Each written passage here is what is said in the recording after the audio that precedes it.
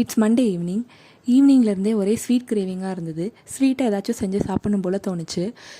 So coconut போலி செய்யலான்னு சொல்லி டிசைட் பண்ணேன்.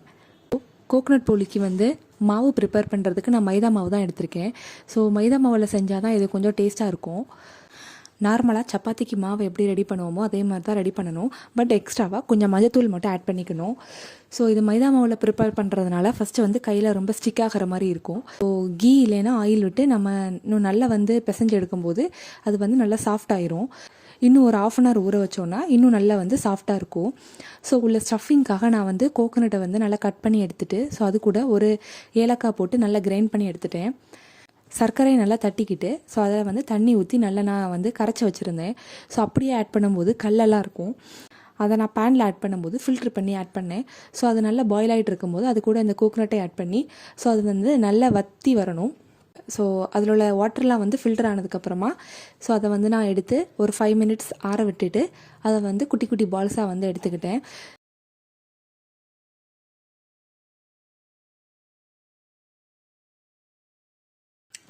ஸோ மீன்வைல் மாவையை சப்பாத்தி மாதிரி குட்டியாக ரெடி பண்ணிவிட்டு ஸோ ஸ்டஃபிங் உள்ளே வச்சு அகெயின் ஒரு வாட்டி ரோல் பண்ணி நான் எடுத்துட்டேன். ஸோ தோசை தவாவில் மீடியம் ஹீட்டில் வச்சு நான் அதை போட்டு எடுத்துட்டேன். ஸோ இதெல்லாம் ஆயிலுக்கு பதிலாக கீ யூஸ் பண்ணியிருக்கேன். ஸோ நார்மலாக கடையிலலாம் பூலிக்கு திரட்டுறதுக்கு மாவு யூஸ் பண்ணாமல் ஃபுல்லாகவே ஆயில் யூஸ் பண்ணுவாங்க. ஸோ ஆயிலே ஃபுல்லாக யூஸ் பண்ணி நல்லா கை வச்சு தட்டி தட்டி எடுத்துகிட்டு ஸோ அதில் ஸ்டஃபிங் வச்சு க்ளோஸ் பண்ணி அகெயின் தட்டி தட்டி எடுத்து போடும்போது ஸோ நிறைய ஆயில் இருக்கும். ஸோ அது கொஞ்சம் அன்ஹெல்த்தி நான் ஃபீல் பண்ணனால நான் மாவில் திரட்டி எடுத்து போட்டிருக்கேன். ஸோ 2 சைடும் நல்லா வெந்தயம் வந்ததுக்கப்புறமா ஸோ அதை எடுத்து நான் ஓப்பன் பண்ணி பார்க்கும்போது நல்லா சாஃப்டாக இருந்தது. அதே மாதிரி டேஸ்ட்டும் சூப்பராக இருந்தது. நீங்களும் ட்ரை பண்ணி பாருங்கள். உங்களுக்கும் போலி பிடிக்கும்னா கமெண்டில் சொல்லுங்கள்.